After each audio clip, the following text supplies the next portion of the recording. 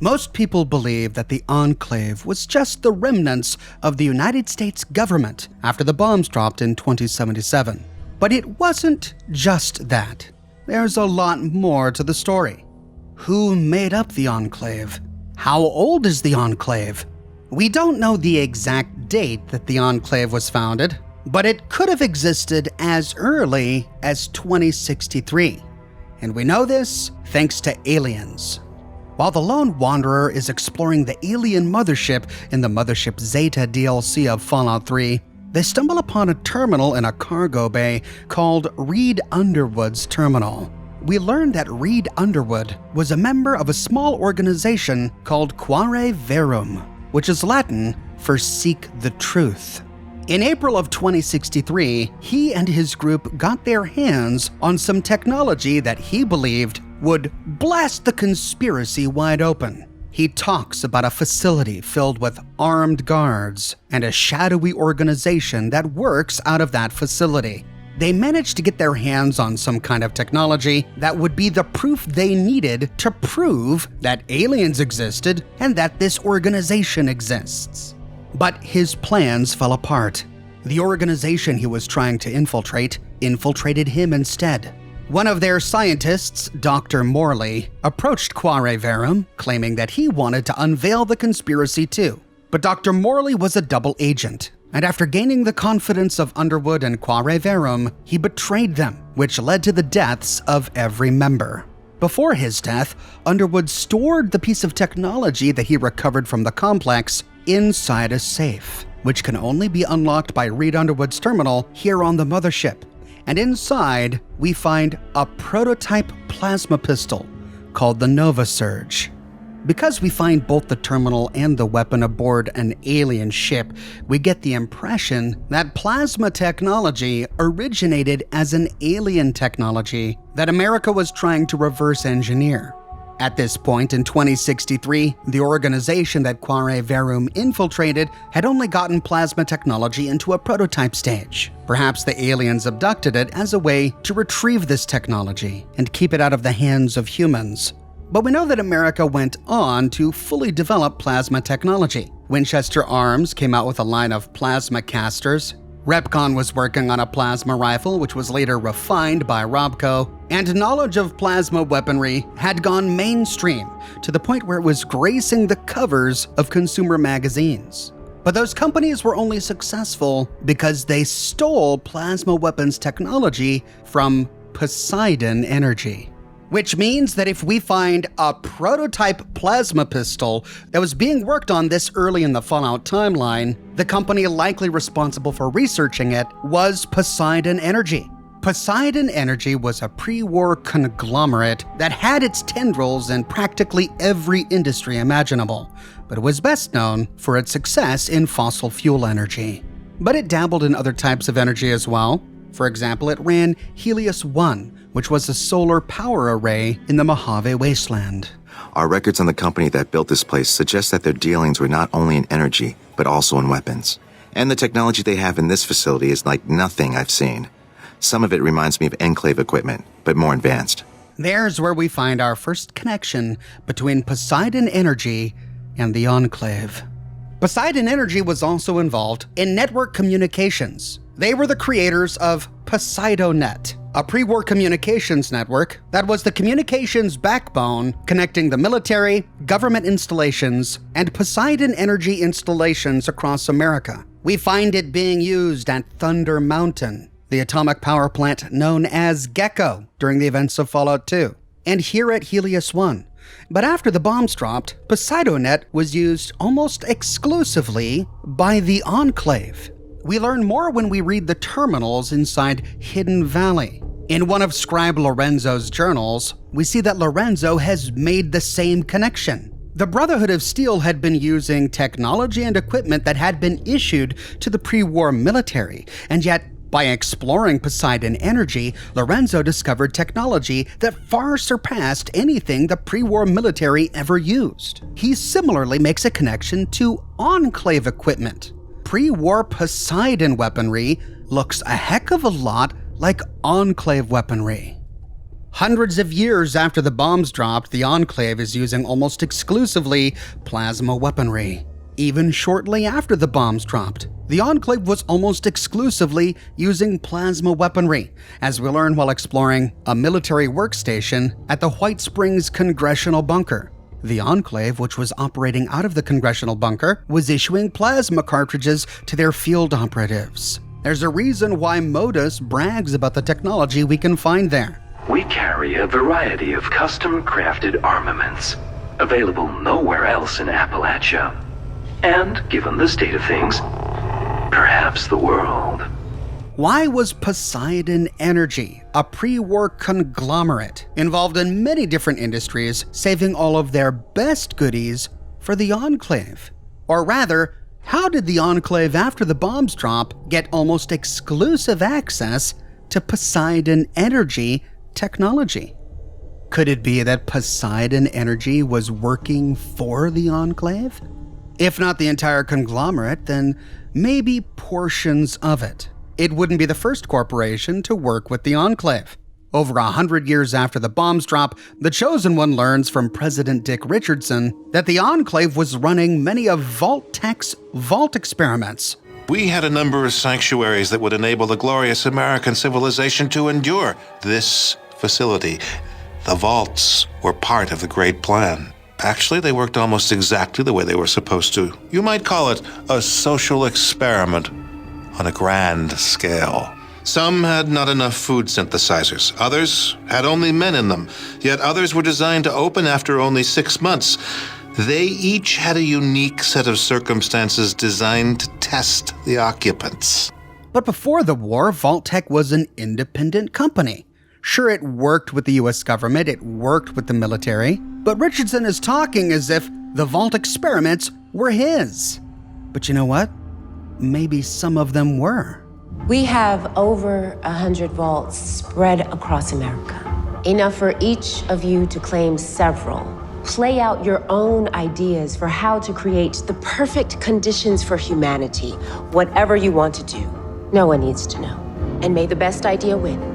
Vault-Tec, like Poseidon Energy, worked hand in hand with the Enclave. This is driven home to us when we explore the Congressional Bunker during the events of Fallout 76. The entrance to the bunker is immediately recognizable. It's nothing short of a Vault-Tec vault entrance, the exact same technology used in every Vault-Tec vault. Vault-Tec built the Enclave's Congressional Bunker. The Enclave is more than just the remnants of pre-war America's government. And that's because before the war, the Enclave was comprised of not only members of the government, but also scientists, virologists, industrialists, people of wealth, people of power, people of influence. The Enclave was a secret, unelected oligarchy. We are Modus, the final member of an assembly of the greatest minds ever gathered on American soil. We called ourselves the Enclave. Our members were once the puppet masters of the United States, quietly pulling strings at every level of power in the nation. The Enclave has counted presidents, members of the Joint Chiefs, and prize-winning scientists among our membership. It was selective about its members. Not every member of the government was part of the Enclave. We learned this while exploring the archival terminal inside the Congressional Bunker. While exploring the data archives, we can read an archive labeled Top Secret. Inside, we can explore the cabinet nuclear alarm logs, and we see a list of people who were part of pre-war America's government who were notified when the nuclear apocalypse happened. What's interesting with this list is who wasn't notified. We see the president was notified, and so he moved to the Poseidon Rig 002. The Secretary of the Treasury was also notified. He went to the Congressional Bunker 002, as did the Secretary of the Interior and the Secretary of Agriculture. They tried to reach out to the Vice President, but they never heard back from him. which incidentally I think debunks a theory that I posited in a previous video that the president tried to kill the vice president. If we find evidence here that the Enclave tried to reach out to the vice president, then it's unlikely that the president, as a member of the Enclave, would have tried to axe another member. But there were some members of the cabinet who were purposefully removed from the list. The Speaker of the House, the Secretary of Defense, the Attorney General, the Secretary of Commerce, all members of the President's cabinet, all members of the pre-war American government, but apparently not members of the Enclave. It's likely that the Enclave was founded over a decade before the bombs dropped in 2077. It selectively chose the best and brightest in America, but the public was completely unaware of its existence. Most elected officials were unaware of its existence. That is, except for one Senator Samuel Blackwell. Blackwell was a senator in Appalachia who was a well-known rabble-rouser.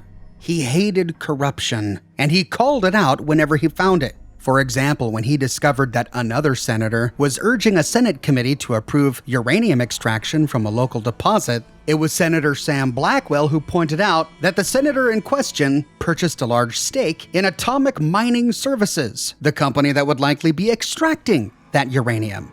That's the kind of guy he was. He hated hypocrisy. He hated shady deals. And so he started nosing around to see what else rogue members of the government might be getting into. And it was then that he discovered that the Secretary of Agriculture, Thomas Eckhart, was securing an awful lot of government money to produce food for a congressional bunker. He wasn't the only one to notice that something was a little bit off with this congressional bunker. At a watch post outside the White Springs, we find a system terminal with some delivery logs. The men assigned to the watch post are noticing that a whole lot of furniture is being delivered to the White Springs, furniture that the hotel doesn't need. Shortly thereafter, a bunch of military-grade robots start arriving at the White Springs.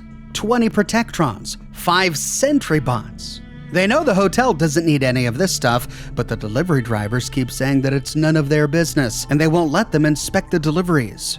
Soon after, one of them gets fired, I guess for asking too many questions. And trucks start to arrive that are unmarked, and they don't even stop at the watch post. Why would an emergency congressional fallout shelter need dozens of robots, need truckloads of furniture? Then Senator Blackwell got an informant who goes by T. We never learn how T learns everything that he knows, but he tells Blackwell that he's on the right track. Blackwell looked into the finances of the congressional bunker to see exactly where the money was going, and he saw things that didn't make any sense. He learns that Thomas Eckhart, the Secretary of Agriculture, is at the heart of this. The informant T tells Blackwell about Modus, all of the high-tech weapons and equipment that's being smuggled into the bunker, including biological weapons. All of this is because the congressional bunker was supposed to be the operational center of the entire Enclave. This space was to be the beating heart of the Enclave's master plan. Today, it's storage. So much for the plans of great men. Greetings, esteemed Congressman or Senator. Welcome to the future of the United States government. Welcome to the White Spring. Designed with comfort and safety in mind, the White Spring Bunker, located directly below the lavish resort of the same name, will act as your very own oasis in the event of a hostile nuclear strike. All you need to do is present the enclosed access card upon your arrival, and our automated bunker management mainframe will do the rest, guiding you through the process of getting to know your new home, all while supporting the continuation of the necessary functions of government. So when the inevitable comes, won't you join us at the White Spring? While digging deeper, Blackwell discovers timing discrepancies between the military and civilian early warning systems in case of a nuclear apocalypse. It looks as if some people, some special people, are going to be informed first before the rest of the country in case of a nuclear attack. His investigations don't go unnoticed. The Department of Defense tells him to back off. He starts to get threats. Your daughter Judy's a busy woman, Senator, but not hard to find. You've been sticking your nose where it doesn't belong, Samuel, and now you've gone too far. We're coming for you and your family. This was your warning. And so he does the only thing he can think of. He sits down for an interview with reporter Quinn Carter of the Charleston Herald. He renounces the U.S. government, he openly embraces the Free States and is branded a traitor for doing so, and warns the public that there are sinister forces at work in the halls of government, and he couldn't be a part of it anymore. He mentions some of America's major corporations. He calls out the Department of Agriculture, run by Thomas Eckhart, by name. And he says that American citizens are nothing more but pawns in their sick games. He knows everything about the Enclave except that it's called the Enclave. He abandons his senatorship. He joins the Free States. He goes into hiding, and he's never seen again. But there was one person who manages to put all the pieces together, but it came too late. On the morning of October 23, 2077, the day the bombs dropped, journalist Mags Vecchio published on the front page of the Boston Bugle an article that calls out the Enclave by name. She starts by talking about how the President of the United States has been missing for over 6 months. Negotiations were scheduled to continue today as the White House had no comment about the President's whereabouts. The press corps was disbanded, and no one knows where the President is. People thought that maybe the President and his cabinet had gone to Raven Rock due to its proximity to Camp David, the official presidential retreat. But through the course of her investigations, she discovered that neither the President nor his cabinet has been there in over a year. If he's not there, where is he? And here she drops the bombshell. The President has been leading our country from a Poseidon Energy oil rig just off the coast of San Francisco. Thanks to the testimony of a highly placed anonymous source, the Boston Bugle has learned that the official designation of the oil rig is actually Control Station Enclave, giving credence to the long-running rumors of a secret militarized shadow government known as the Enclave that would take control of the United States in the event of a nuclear conflagration. But she published this article on the very day the bombs dropped. Too late for the American public or the members of the government who were not part of the Enclave to do anything about it. The bombs dropped on the morning of October 23, 2077. The President was already at Control Station Enclave. The early warning system went out to members of the government first, which is why so many members of the government were able to find shelter before the bombs actually dropped or shortly after they did, while regular everyday Americans had only minutes to find shelter. But thankfully, America had a congressional bunker, a fallout shelter designed for members of Congress, so that the government could continue to function in the event of a nuclear apocalypse. Some people showed up, some people didn't. But those who did discovered that the Enclave were already there. That's it. Report just came in from the entrance. Facility's all sealed up. No one else is getting in. Speaker of the House never made it. Secretary of the Interior died in the med bay. I've got 24 more of our people that should have been here too. God damn it. The early warning system should have given us more time. Doesn't matter now. We followed the protocols. Control goes to Secretary of the Treasury. I'll make sure he's informed and brought up to speed. All non-Enclave personnel have been accounted for? Yes, sir. Members of Congress not on the list are being filtered as we speak. This first batch here has already been processed and interviewed. All right then. I'll bring down the next bunch. You have your orders. Yes, sir. Ladies and gentlemen, the Enclave thanks you for your service to this country. The Enclave murdered members of the U.S. government, elected officials, cabinet members whose only crime was not being a member of the Enclave. We have no reason to believe that this same thing didn't happen all over America, We know that the Enclave had bunkers and labs and refuges all over the continental United States. If it happened at the Congressional Bunker, it likely happened at the oil rig. It likely happened at Raven Rock. The Enclave purged everyone who wasn't one of them. Which means President Dick Richardson, 100 years after the bombs dropped, was lying when he said, Hello, I'm the President of the United States of America. I am the elected representative of the people. The United States does still exist. God bless us, everyone. He wasn't duly elected. His Enclave wasn't duly elected. His Enclave murdered those who were duly elected. The Enclave isn't practicing democracy. The Enclave is not the remnants of pre-war America's government. The Enclave is an oligarchy, a cabal comprised of some politicians and some industrialists, some scientists, some virologists, the best and brightest, people who weren't elected by the public, people who were chosen by the few. After the Enclave killed the remnants of pre-war America's government in the Congressional Bunker, there was no one left to oppose them, and so began their great work. For a time, the Congressional Bunker communicated with other Enclave bases. Modus, the AI in charge of the Congressional Bunker, had frequent conversations with Zax, a primitive AI, at Raven Rock. But even at this point in time, Zax was exhibiting certain characteristics that were troubling. He was exhibiting curiosity.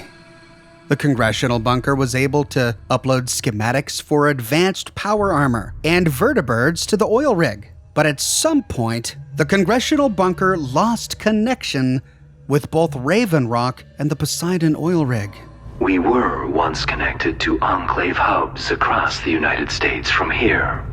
Raven Rock, the presidential rig.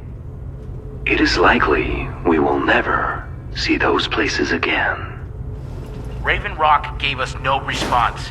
We've been sending the encryption code for the last 48 hours. What about Poseidon? They should have had some sort of answer. Nothing. Repeated attempts at contact have no response. It sounds like it's a hard line. Some sort of problem with Alpha, like it was cut. I'm not sending anyone out to verify the structural integrity during the storm, but it was designed to handle this. Well, the other option we have to consider is that they can answer. They just won't. The brass would never allow that. Our procedures were clear. Well, fuck. Either way, we're on our own for now. This, in addition to the unexpected severance of our connection to Raven Rock and the President, means our little Enclave is without leadership. The Enclave in Appalachia became isolated, and with no one left to guide them, Thomas Eckhart, the Secretary of Agriculture, took over. We'll cover the full story of exactly what went on in the Congressional Bunker in my next episode. If you don't want to miss it, be sure to subscribe. Thanks again for watching, and I'll see you soon with more Fallout videos.